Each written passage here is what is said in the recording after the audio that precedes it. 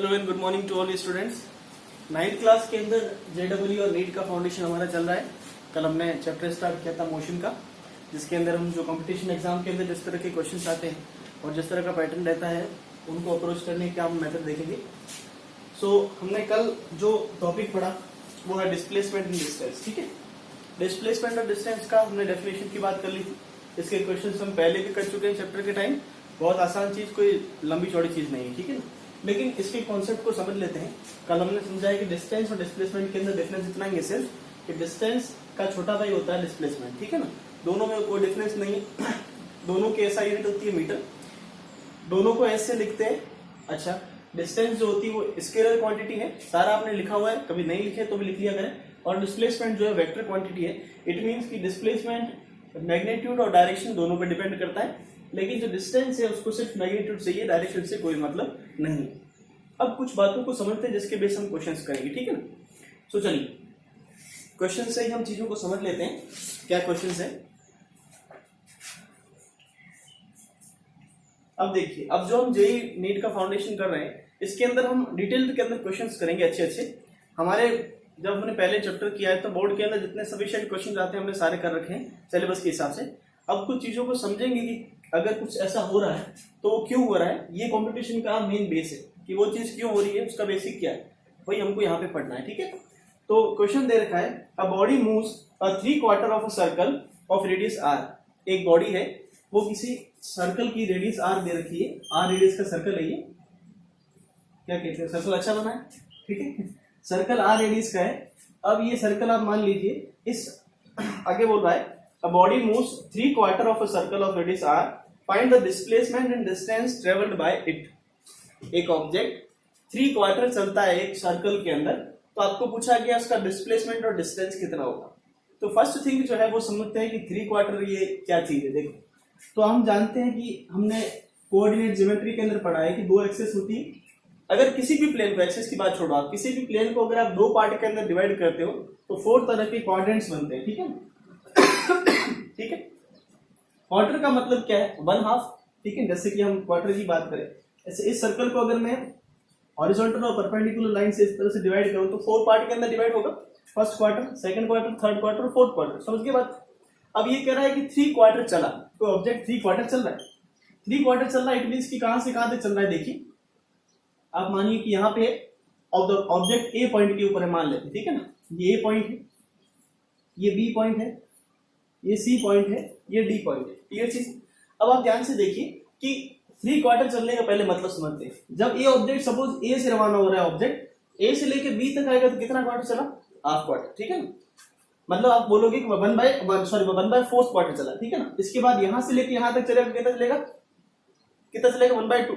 उसके बाद यहां से लेके यहां तक चलेगा, कितना चलेगा। जैसे आप समझिए, सीधी सी बात है, 1/4 1/4 1/4 1/4। जब भी ये यहां से ए से लेके और बी तक की डिस्टेंस कवर कर रहा है, इतने इसने कितनी डिस्टेंस कवर की, 1/4 ऑफ 2πr। 2πr समझते हैं ना, एक चक्कर पूरा करने में कितना लगेगा, 2πr। तो यहां से यहां तक चलने में डिस्टेंस कितनी कवर की, 2πr, मतलब 2πr डिवाइड बाय 4। यहां पे 2πr डिवाइड बाय 4। तो अगर 3/4 मतलब यहां से ऑब्जेक्ट चलना शुरू हुआ और उसका फाइनल पॉइंट कहां पे आ जाएगा, यहां पर। तो ये ए जो है वो इनिशियल पॉइंट है और बी जो है, सॉरी डी जो है वो है फाइनल पॉइंट। ठीक है, कोई दिक्कत नहीं। चलिए, अब हमको डिस्टेंस और डिस्प्लेसमेंट पूछा गया। पहली बात करते हैं डिस्टेंस की। डिस्टेंस क्या होता है, actual path cover by an object. जितना एक्चुअल पाथ एक ऑब्जेक्ट ने कवर किया है उसको हम बोलते हैं डिस्टेंस। मतलब ऑब्जेक्ट यहां से चलना शुरू हुआ और ये पूरी डिस्टेंस यहां से यहां तक लेकर उसको क्या बोलते हैं, डिस्टेंस। अब ये डिस्टेंस कैसे निकाले, तो हम जानते हैं कि सर्कल के अंदर एक राउंड पूरा करने पे डिस्टेंस कितनी कवर होती है, 2πr। जानते हैं ना, तो हमारे पास में ये डिस्टेंस कितनी कवर की है, 3/4। भाई यहां से लेके 3/4 अगर है, 3/4 मतलब क्या, 3/4। 3/4 ही तो ये 1/4, 2/4 2/4 के बाद 3/4। समझ रहे हो ना, तो यहां से लेके यहां तक की डिस्टेंस कितनी है, 3/4। तो 3/4 ऑफ 2πr। समझ गए बात को। ठीक है, ये हमारी डिस्टेंस आ गई। अब बात करते हैं डिस्प्लेसमेंट की। सेकंड पॉइंट के अंदर इसको सॉल्व कर ले, बताइए ऐसे कैसे रहने थे। तो ये आपका आ जाएगा 3πr/2। ठीक है ना, मीटर के अंदर है तो मीटर के अंदर ले लेते हैं, जो भी यूनिट दे रखी है वो यूनिट के अंदर। ठीक है, यूनिट लिख ले पीछे तो बेटर है। आगे बात करते हैं डिस्प्लेसमेंट। अब देखिए डिस्प्लेसमेंट कैसे आएगा।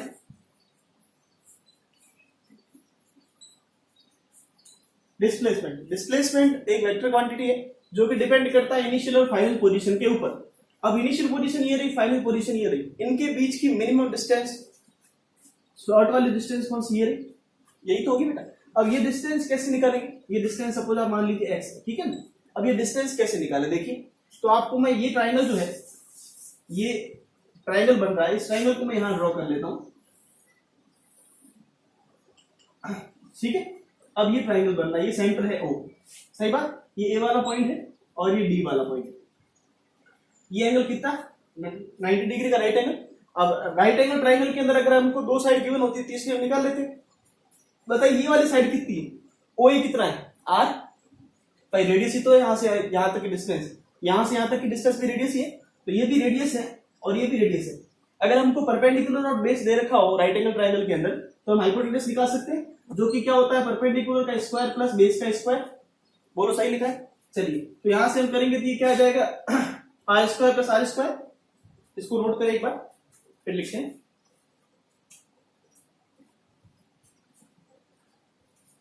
ये वाला पोर्शन मैं इरेज कर लेता हूं।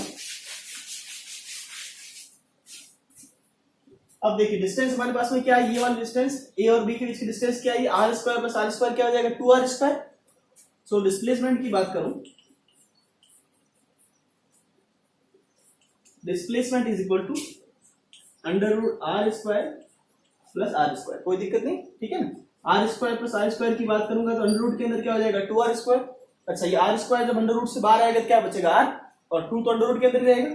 सो आंसर क्या आ जाएगा, r रूट 2 या फिर 2 रूट r, जो भी आप कह सकते हैं। यूनिट आप यहाँ पे मीटर लिख सकते हैं, लेकिन गलती कहां पर है कि मीटर ना लिखे तो अच्छा है। पूछिए क्यों। बात ये कि यहाँ पे आपको रेडियस दे रखी r, आपको क्या पता, हमेशा स्टैंडर्ड ऐसा जरूरी नहीं कि आप हमेशा रेडियस को SI के अंदर मान के चले, सीरीज के अंदर भी हो सकती है। तो आप यूनिट लिखे सिर्फ पीछे, ठीक है ना। अगर एरिया होता तो क्या लिखते, यूनिट का स्क्वायर, वॉल्यूम होता तो क्या लिखते, यूनिट का क्यूब, ठीक है ना। तो इस तरह से तो ये डिस्प्लेसमेंट आ गया हमारा और वो डिस्टेंस आ गई, ठीक है। नोट कर लीजिए, आसान क्वेश्चन। अच्छा इसी क्वेश्चन की और वैरायटी कैसे बनते हैं, इस क्वेश्चन की 1000 तरह के वैरायटी बनते हैं, आप समझिए। पहली बात तो आप आर्क और आपने आर्क वगैरह की चीजें नहीं पढ़ी, आर्क और एंगल के अंदर रिलेशन अभी तक आपने नहीं पढ़ा है, वो बात की बात है। लेकिन अगर आपको इसी की जगह सपोज यहाँ पर आपको क्या बोला है, 3/4 बोला है, 3/4 की जगह 1/4 बोला होता तो इसी क्वेश्चन के अंदर अगर आपको बोला है कि एक पार्टिकल सर्कल के एक पॉइंट से लेके 1/4 चलता है, 1/4 मतलब 1/4 डिस्टेंस ने कवर की, तो डिस्टेंस क्या हो जाती, 1/4 × 2πr। और उस केस के अंदर डिस्प्लेसमेंट क्या होता, फर्स्ट इनिशियल और फाइनल के बीच की डिस्टेंस, तो ए से लेके बी तक की डिस्टेंस फिर से क्या हो जाती है, ये वाली बात समझ रहे। फिर से ये वाली डिस्टेंस हम निकालते तो फिर से वही डिस्टेंस आती है, r square plus r square, क्योंकि रेडियस तो हमेशा सेम ही रहेगी। बात समझ रहे हो बेटा, ठीक है। चलो इसकी जगह अगर आपको दे रखा होता है कि 2/4 कवर करता है, तो ए से लेकर वो ऑब्जेक्ट कहां पे चला, सी तक, इसी वाला पॉइंट था ना। तो ए से लेकर सी तक की डिस्टेंस कितनी होगी, तो डिस्टेंस की बात करें तो ये हाफ ऑफ 2πr है, तो डिस्टेंस कितनी हो जाती है, हाफ ऑफ 2πr, ठीक है ना, 2πr का आधा। अब बात करें डिस्प्लेसमेंट की, डिस्प्लेसमेंट क्या होता है, इनिशियल और फाइनल के बीच की डिस्टेंस मिनिमम। तो इनिशियल पॉइंट ये, फाइनल पॉइंट ये थी, मिनिमम डिस्टेंस क्या है, 2r, r प्लस r। बात समझ रहे। तो एक ही तरह के क्वेश्चन के अंदर वैरायटी ऑफ क्वेश्चन कैसे बनते हैं ये आपको समझा दिया। किसी भी तरह का क्वेश्चन आए तो आपको दिक्कत नहीं होनी चाहिए, ठीक है ना, नोट कर लीजिए।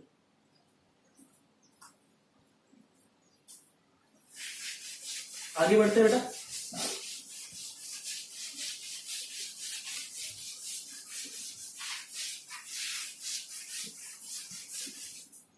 यही चीज मैं आपको समझाना चाहता हूं। कंपटीशन में दिक्कत यही कि आपको स्कूल के अंदर या कोचिंग सेंटर्स वगैरह के अंदर हम एक तरह के क्वेश्चंस करवा सकते हैं, लेकिन उसी तरह का क्वेश्चन अगर और बनता है तो वो आपको प्रैक्टिस करनी होगी। यहाँ बोर्ड की तरह नहीं चलता कि एक तरह का क्वेश्चन दिया है उसके नंबर ऑफ डिजिट चेंज करके आपको दे दिया जाए, आप फिर से छाप लो उसको, ऐसे नहीं बेटा, ठीक है ना। तो एक तरह का क्वेश्चन अगर है उससे रिलेटेड तरह के क्वेश्चन किस तरह सॉल्व करने वो ट्रिक आपको बता रहे हैं, उस तरह से आप आगे चले, ठीक है। चलिए अब डिस्प्लेसमेंट और डिस्टेंस के कुछ क्वेश्चंस थ्योरी के और न्यूमेरिकल दोनों तरह के देख लेते हैं, ठीक है। क्वेश्चंस मैं रीड करूंगा, आप लोग नोट करते रहें अगर करना चाहे तो। फर्स्ट क्वेश्चन दे रखा है, a stone is thrown vertically upward and after ascending a height of h it comes back to the hands of the thrower. एक बॉल थ्रोअर है, कोई आदमी है जो बॉल को थ्रो करता है, सॉरी स्टोन को थ्रो करता है ऊपर की साइड में। स्टोन जो है वो मैक्सिमम हाइट h को अचीव करता है, मैक्सिमम हाइट पे जाने के बाद रुकेगा वहां पर, वेलोसिटी 0, फिर से रिटर्न आएगा पत्थर नीचे, ग्रेविटेशन का लॉ है। अब वापस उसने थ्रो किया, h हाइट पर गया, फिर कह रहा है what is the total distance covered. अब कह रहा है कि भाई एक आदमी था, कोई आपकी तरह बच्चा समझ लीजिए, उसने पत्थर को ऊपर की साइड फेंका, स्टोन को, वो मैक्सिमम हाइट h पे गया, सपोज h हाइट इतनी है, वापस वो h से वापस नीचे उसके हाथ के अंदर आ गया। तो आपको पूछा गया डिस्टेंस और डिस्प्लेसमेंट क्या चीज है। चलिए समझते हैं क्वेश्चन को कि एक थ्रोअर था, आप में ऐसे मानते हैं कि भाई ऑब्जेक्ट यहाँ पे था m मास का, इसको ऊपर की ओर थ्रो किया गया और इसने एक मैक्सिमम हाइट अचीव कर ली h की, h मीटर की कोई हाइट इसने अचीव कर ली, h यूनिट की इसने कोई हाइट अचीव कर ली। फिर से ये पत्थर नीचे की ओर आएगा वापस डाउनवर्ड और वापस उस थ्रोअर के हाथ के अंदर आ गया। आपको पूछा गया है कि इस पूरी जर्नी के अंदर डिस्प्लेसमेंट और डिस्टेंस क्या चीज है। चलिए आपको क्वेश्चन समझ में आ गया होगा। तो पहली बात करते हैं डिस्टेंस। अब डिस्टेंस क्या होता है, जितना पाथ एक्चुअल कवर किया उसको डिस्टेंस कहते हैं। जितनी डिस्टेंस कवर की उसको क्या फर्क पड़ता है, इनिशियल पोजीशन क्या, फाइनल पोजीशन क्या। अब h हाइट से ऊपर गया और h हाइट से नीचे आया, कोई पॉजिटिव नेगेटिव नहीं, ठीक है। सो डिस्टेंस क्या हो जाएगी 2h, भाई h से ऊपर गया और वापस आएगा तो h से नीचे ना, तो h प्लस h कितना हो जाएगा 2h, तो डिस्टेंस कितनी आ गई 2h। सेकंड बात करते हैं डिस्प्लेसमेंट की। आई थिंक बहुत सारे बच्चों ने कर लिया होगा डिस्प्लेसमेंट क्या होगा। अब डिस्प्लेसमेंट क्या होता है, इनिशियल और फाइनल पोजीशन के बीच की मिनिमम डिस्टेंस। इनिशियल पोजीशन भी यही है और फाइनल पोजीशन भी यही है, तो डिस्प्लेसमेंट कितना हो जाएगा 0। कितना हो जाएगा 0। बात समझ में आ गई आपको। चलिए ये क्वेश्चन समझ में आ गया आपको। यहीं से हम चीजों की बात करते हैं कि डिस्टेंस और डिस्प्लेसमेंट के अंदर फर्क को समझने की कोशिश करते हैं। देखिए डिस्टेंस जो है वो कभी भी 0 नहीं होता एक मूविंग पार्टिकल के लिए। अब जो चीज कह रहा हूं बेटा वो आपकी इस डिस्टेंस और डिस्प्लेसमेंट के लिए फाइनल बातें हैं, उनको नोट कर लें। पहली बात तो डिस्टेंस अगर एक मूविंग ऑब्जेक्ट है, मतलब एक ऑब्जेक्ट जो है उसने अपनी जगह से थोड़ा सा भी हिलना शुरू किया तो उसकी डिस्टेंस कभी भी 0 नहीं होगी। या फिर आप किसी जगह पे नॉर्मल वर्ड में ऐसा देखेंगे डिस्टेंस कभी भी 0 नहीं होता। ये स्टेटमेंट गलत है, हालांकि डिस्टेंस कभी भी 0 नहीं होता, ये स्टेटमेंट गलत है। डिस्टेंस कभी भी एक मूविंग पार्टिकल के लिए 0 नहीं होता। अगर एस में पार्टिकल है तो डिस्टेंस 0 है ना बेटा, भाई पार्टिकल अपनी जगह से मूव ही नहीं किया तो डिस्प्लेसमेंट भी 0, डिस्टेंस भी 0। लेकिन एक मूविंग पार्टिकल के लिए, एक मूविंग ऑब्जेक्ट के लिए, अगर एक ऑब्जेक्ट मोशन के अंदर है उसके लिए डिस्टेंस जो है वो 0 होता है, सॉरी कभी भी 0 नहीं होता है, कभी भी। क्यों, सोचिए, ये सपोज यहाँ पे कोई पार्टिकल है, ठीक है, ये कोई बॉल है। अब ये बॉल थोड़ी सी भी अपनी जगह से सेंटीमीटर, माइक्रो सेंटीमीटर, कितना भी अपनी जगह से मूव किया, वो उसकी डिस्टेंस होगी बेटा। तो एक मूविंग पार्टिकल की या मूविंग ऑब्जेक्ट की डिस्टेंस कभी भी 0 नहीं होती। पहली बात नोट करते जाए, नोट करना चाहिए। दूसरी डिस्टेंस की बात करें, सॉरी डिस्प्लेसमेंट की बात करें। डिस्प्लेसमेंट किसी पार्टिकल का 0 हो भी सकता है कि नहीं हो सकता है, देखते हैं। दूसरी बात, डिस्प्लेसमेंट जो है वो एक वेक्टर क्वांटिटी है और जितनी भी तरह की वेक्टर क्वांटिटी है उनको एक वरदान है कि वो पॉजिटिव भी हो सकती है, नेगेटिव भी हो सकती है, ठीक है ना। उनका नेचर कि वो पॉजिटिव भी होती है, नेगेटिव भी होती है। क्यों होती है, वहां पॉजिटिव नेगेटिव वो खुद क्वांटिटी नहीं है, वो उसकी डायरेक्शन है। फॉर एग्जाम्पल मैंने आपको बताया था कि हमने फोर्स वाला जो क्वेश्चन सेकंड वाला चैप्टर किया, force and laws of motion, वहां हमने किया भाई कोई फोर्स आ रहा है -2 न्यूटन का, आपने कोई फोर्स निकाला, वो फोर्स आ रहा है -2 न्यूटन का, मतलब फोर्स के ऊपर लिखा हुआ है कि भाई -2 है क्या, ऐसा तो नहीं है ना। इट मींस ये -2 क्या दिखाता है, ये माइनस का साइन क्या रिप्रेजेंट करता है कि आप जिस डायरेक्शन के अंदर फोर्स को मान रहे हैं, भाई फोर्स इस डायरेक्शन के अंदर है, उसका रिवर्स डायरेक्शन के अंदर फोर्स लग रहा है। तो किसी भी वेक्टर क्वांटिटी के आगे प्लस माइनस जो लिखा होता है वो ये इंडिकेट करता है कि वो जो वेक्टर क्वांटिटी है उसकी डायरेक्शन कौन सी है। प्लस है मतलब कि वो डायरेक्शन ऑफ मोशन के अंदर है और -8 मींस कि वो अपोजिट डायरेक्शन ऑफ मोशन के। बात क्लियर आपके, ठीक है ना। हम एक्सेलरेशन भी लिखते थे, आपको याद सबको लिखा है -25 मीटर पर सेकंड स्क्वायर, तो आप कहते थे कि एक्सेलरेशन कैसा है, नेगेटिव रिटार्डेशन बोलते थे इसको, ठीक है ना। तो ये नेगेटिव साइन क्या, इसके ऊपर थोड़ी लिखा हुआ है कि एक्सेलरेशन माइनस है। ये माइनस साइन सिर्फ ये शो करता है कि आपने जिस डायरेक्शन के अंदर वेलोसिटी दी है ना उसके अपोजिट के अंदर इसका एक्सेलरेशन लग रहा है, मोशन के अपोजिट के अंदर एक्सेलरेशन हो रहा है, ठीक है ना। तो डिस्प्लेसमेंट के साथ भी ऐसी बात है। डिस्प्लेसमेंट हालांकि 0 भी होता है, पॉजिटिव भी होता है, नेगेटिव भी होता है, ठीक है ना। अब ये डिस्टेंस है, एक तरह से डिस्टेंस। तो आपको कभी आपने जिंदगी में सुना है ऐसा कि भाई -2 मीटर में चला, -5 मीटर में चला, कभी सुना है? माइनस कभी डिस्टेंस हो सकती है बेटा, नहीं हो सकती, ठीक है ना। क्यों नहीं हो सकती, क्योंकि उसका नेचर है वो माइनस नहीं हो सकती। टाइम की बात करें, माइनस होता है क्या टाइम, आपने कभी देखा है कि -5 सेकंड में गया था वहां पर, ठीक है ना। तो टाइम, डिस्टेंस वगैरह ये माइनस कभी नहीं होते, नेगेटिव कभी नहीं होते, ठीक है ना। तो डिस्टेंस या तो 0 हो सकती है या ग्रेटर देन 0 हो सकती है, मतलब पॉजिटिव हो सकती है। डिस्प्लेसमेंट 0 भी हो सकता है, पॉजिटिव भी हो सकता है, नेगेटिव भी हो सकता है। अब यहाँ नेगेटिव जब मैं कह रहा हूं, फॉर एग्जाम्पल मैं आपको क्लियर करने की कोशिश करता हूं। देखिए अगर डिस्प्लेसमेंट पॉजिटिव है, अगर डिस्प्लेसमेंट 0 है और अगर डिस्प्लेसमेंट नेगेटिव है तो कैसे, देखिए। चलिए हम बात करें कि एक ऑब्जेक्ट है, हमने ग्राफ आपने स्टडी नहीं किया तो हम फिर से पढ़ेंगे अच्छे से। जैसे एक्स की ग्राफ आपको दे रखा है, एक्स की ग्राफ समझते हैं बेटा, डिस्प्लेसमेंट या पोजीशन वर्सेस टाइम का ग्राफ, ठीक है ना। अब पोजीशन वर्सेस टाइम के ग्राफ के अंदर आपको बोला जाए एक ऑब्जेक्ट इस तरह से मूव कर रहा है, एक ऑब्जेक्ट के मोशन का ग्राफ को इस तरह से दे रखा है, हो सकता है। अब आपको पूछा जाए कि भाई ये ऑब्जेक्ट का इसका डिस्प्लेसमेंट डिस्टेंस वगैरह क्या है, ठीक है ना। तो आप देखिए पहली बात तो ये ऊपर की साइड जा रहा है तो पॉजिटिव प्लस है, नीचे की साइड आएगा तो माइनस एक्स होता है ना, ठीक है ना। तो यहाँ डिस्प्लेसमेंट आप मेजर करेंगे तो नेगेटिव के अंदर आएगा।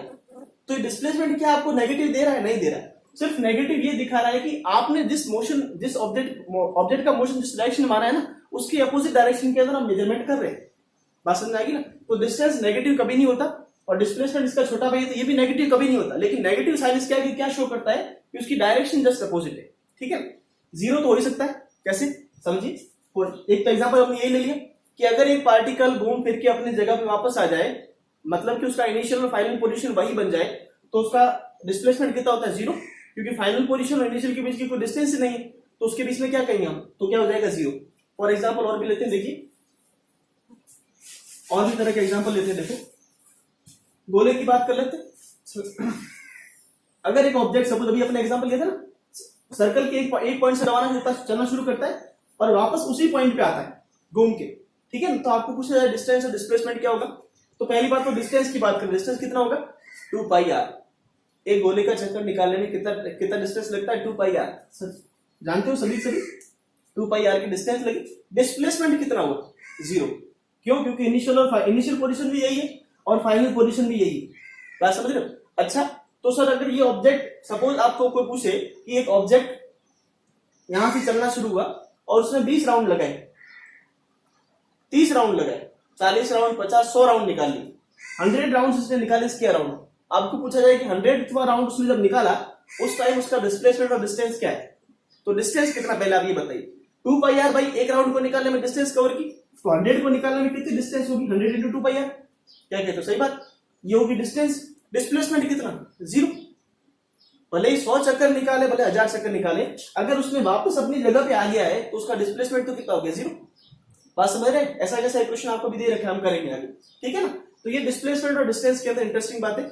एक सबसे इंटरेस्टिंग चीज जो आपको काफी जगह मिलेगी वो देख लेते हैं, और काफी जगह आपको दिक्कत करेगी क्वेश्चन के अंदर, उसकी बात करते हैं। डिस्प्लेसमेंट और डिस्टेंस के अंदर रिलेशन।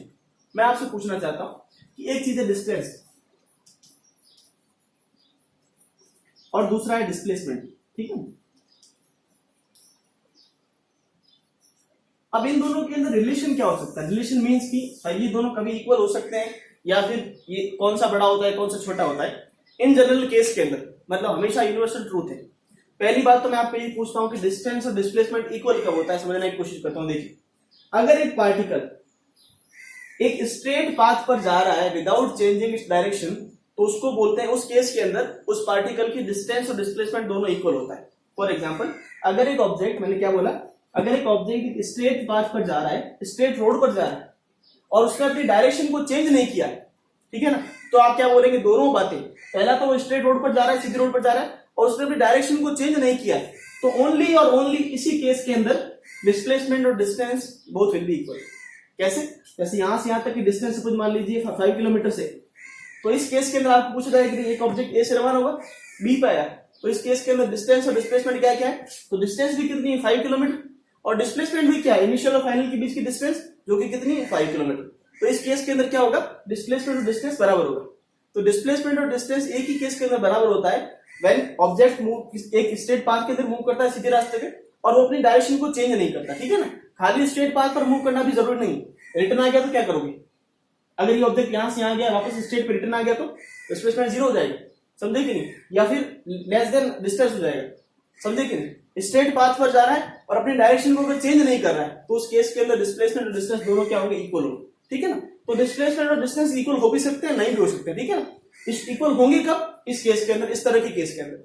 अब दूसरी बात करते हैं कि बड़ा हो सकता है कि छोटा, कौन सा बड़ा होगा? अब सोचिए सपोज एक पार्टिकल ने यहां से चलना शुरू किया, इसका मूड बना वापस यहां पे आ गया, यहां तक। सपोज ये डिस्टेंस है 3 किलोमीटर की, 5 किलोमीटर की पूरी डिस्टेंस थी और ये डिस्टेंस है 3 किलोमीटर, ठीक है। अब आपको पूछा जाए कि डिस्टेंस कितना और डिस्प्लेसमेंट कितना, तो डिस्टेंस तो क्या होगी? जितना पाथ कवर किया उतना, तो 5 किलोमीटर चला और 3 किलोमीटर वापस आया तो डिस्टेंस कितनी होगी? 8 किलोमीटर। डिस्प्लेसमेंट कितना हुआ? इनिशियल पोजीशन ये रही और फाइनल पोजीशन ये रही, सी वाला पॉइंट, और इनिशियल और फाइनल के बीच की डिस्टेंस कितनी है 2 किलोमीटर, तो डिस्प्लेसमेंट कितना हो गया 2 किलोमीटर।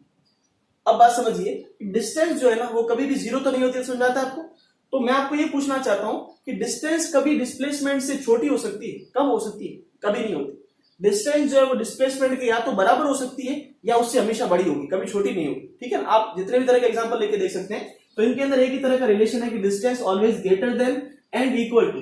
इक्वलिटी के साइन समझते हैं ना बेटा, ये ग्रेटर देन का साइन है, ये लेस देन का साइन है, ये greater than and equal to का साइन है, और ये less than and equal to का साइन है, ठीक है ना। तो ये greater than and equal to का साइन क्या शो करता है कि डिस्टेंस जो है वो या तो डिस्प्लेसमेंट से बड़ी हो सकती है या डिस्प्लेसमेंट के बराबर हो सकती है, और ये और लिखा हुआ है, ठीक है ना, या तो डिस्प्लेसमेंट के बराबर हो सकती है या डिस्टेंस से, या डिस्प्लेसमेंट के से बड़ी हो सकती है, कभी भी डिस्टेंस डिस्प्लेसमेंट से छोटी नहीं हो सकती।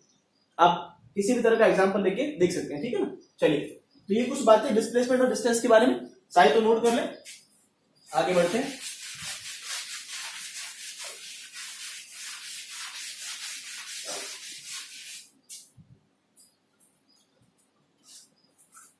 सेकंड क्वेश्चन है, what is the value of distance and displacement when body travels in straight line path. देखिए, आपको बोला गया सेकंड क्वेश्चन के अंदर what is the value of distance and displacement when body travels in straight line path. अभी आपको समझा दिया, इसके अंदर थोड़ा सा और ऐड कर ले क्वेश्चन के अंदर, when travels straight line path without changing its direction. तो आप क्या बोलेंगे, distance and displacement both will be equal. तो सेकंड वाले क्वेश्चन का आंसर क्या हो जाएगा, डिस्टेंस एंड डिस्प्लेसमेंट। अभी समझा दिया आपको, फिर से समझाने की जरूरत तो नहीं, नोट कर ले इसको, ठीक है ना। क्वेश्चन फिर से रिपीट कर लेता हूं, what is the value of distance and displacement when body travel in a straight line path, ठीक है, नोट कर लीजिए। आगे बढ़ते हैं, क्वेश्चन नंबर 3 देखिए, इज एब्सोल्यूट रेस्ट पॉसिबल और नॉट। एब्सोल्यूट रेस्ट पॉसिबल है कि नहीं है, आपको मैं पूछूं कि एब्सोल्यूट मोशन और एब्सोल्यूट रेस्ट पॉसिबल है कि नहीं, ठीक है ना। तो पहली बात करते हैं न्यूटन बाबा का पहला लॉ, कोई बता दे मेरे को, न्यूटन जी का पहला लॉ क्या है, कोई जानता है? न्यूटन बाबा का पहला लॉ होता है लॉ ऑफ इनर्शिया।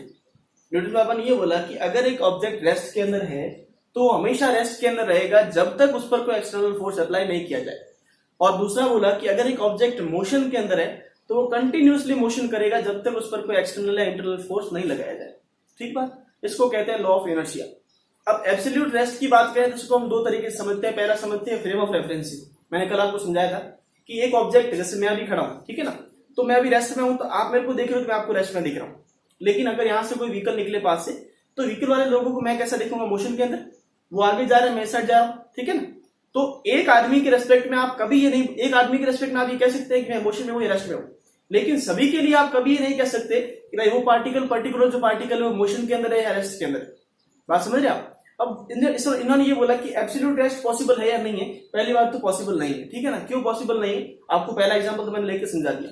दूसरी बात जो न्यूटन ने की वो समझाता हूं आपको, कि जहां पर कोई मीडियम नहीं, फॉर एग्जांपल वैक्यूम, स्पेस जो है ना, स्पेस में कोई मीडियम नहीं है, वैक्यूम।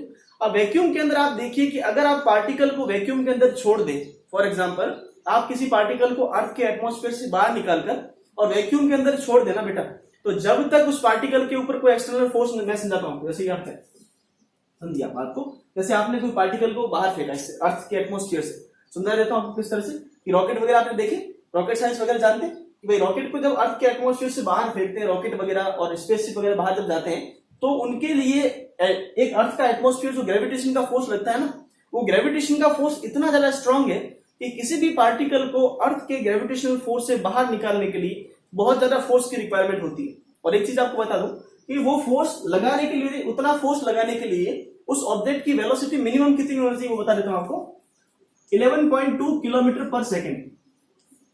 ध्यान से देखिए बेटा, सेकंड लिखा है मैंने, ये एक वेलोसिटी, आप आगे जाके हायर क्लासेस के अंदर धीरे धीरे और अच्छे से पढ़ोगे। ये वेलोसिटी क्या चीज है कि अर्थ के एटमॉस्फेयर से, अर्थ के ग्रेविटेशन फील्ड से अगर किसी ऑब्जेक्ट को बाहर छोड़ना है, ठीक है ना, बाहर की ओर लेके जाना है, अर्थ के ग्रेविटेशन फील्ड से बाहर लेके जाना है, तो उसको कितनी वेलोसिटी, मिनिमम वेलोसिटी से अर्थ से छोड़ना होगा।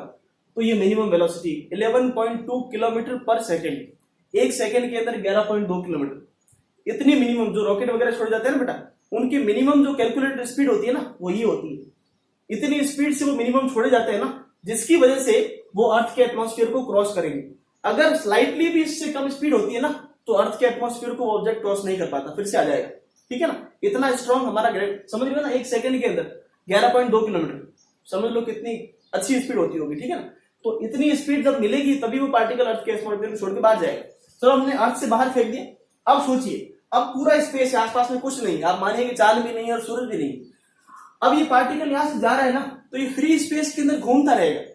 क्यों घूमता रहेगा? क्योंकि स्पेस है, वहां पर किसी तरह का एटमॉस्फेयर नहीं है, कोई एक्सटर्नल फोर्स नहीं है। ठीक है ना, एक्सटर्नल फोर्स हवा वगैरह कुछ नहीं है। तो पार्टिकल जिस कांस्टेंट स्पीड से यहां से छोड़ा गया है ना, उसी कांस्टेंट स्पीड से एंडलेस टाइम तक घूमता रहेगा। अब कब तक घूमेगा? पहले घूमता घूमता चलो घूमता रहा, कुछ सालों तक घूमा, उसके बाद कोई एक और, हाँ मानिए कि प्लेनेट था। ठीक है ना, उस प्लेनेट के पास से ही निकलने वाला था इस तरह से। ठीक है ना, मान लीजिए मून ही मान लीजिए, कोई अदर प्लेनेट मान लीजिए। अब हर प्लेनेट का हम जानते हैं कि न्यूटन बाबा के लॉ से हर प्लेनेट का अपना एक ग्रेविटेशन फोर्स होता है। क्यों? क्योंकि उसका मास होता है, मास होगा तो ग्रेविटेशन का फोर्स होगा। ग्रेविटेशन का फोर्स पहली बात तो अर्थ के लिए नहीं बना है, वो यूनिवर्सल लॉ ऑफ ग्रेविटेशन उसको बोलते हैं ना। तो पूरी यूनिवर्स के अंदर अगर किसी ऑब्जेक्ट का अगर मास है तो उसका फोर्स भी लगेगा। अब क्या होगा, ऑब्जेक्ट सपोज यहां से निकला और मान लीजिए कि भाई इसका जो ग्रेविटेशन फील्ड है ना वो इस तरह से दिखाई नहीं देता, लेकिन वो सपोज इस तरह से।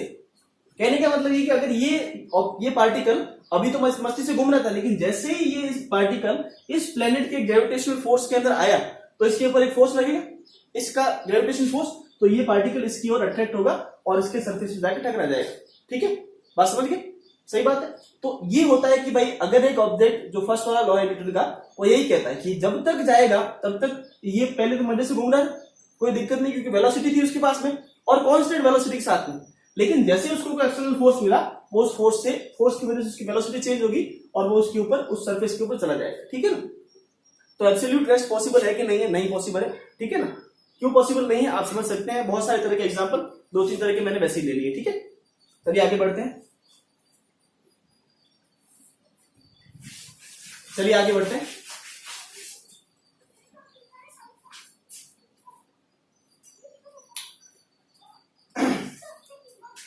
आगे एक क्वेश्चन है, क्वेश्चन नंबर 4।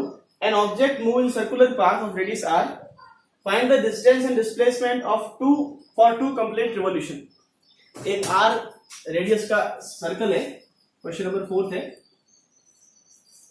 अब आपको क्वेश्चन ये बोला गया कि r रेडियस है, ठीक है ना, r रेडियस का सर्कल है, इसके अंदर एक ऑब्जेक्ट यहां से चलना शुरू करता है और 2 कंप्लीट राउंड निकालता है। मतलब एक बार यहां से आया, घुमा, यहां आया, फिर से वापस दूसरा राउंड निकाल के यहां पे आया। आपको पूछा गया 2 कंप्लीट राउंड निकालने के बाद उसका डिस्प्लेसमेंट डिस्टेंस कितना होगा। तो देखिए पहले डिस्टेंस की बात कर लेते हैं। डिस्टेंस कितना होगा? जितना पाथ कवर किया है, एक राउंड कवर करने के अंदर कितनी डिस्टेंस 2 पाई आर, तो राउंड कितने कवर किए 2, तो कितना आ जाएगा 2 पाई आर इंटू 2। क्लियर। सेकंड बात करते हैं डिस्प्लेसमेंट की।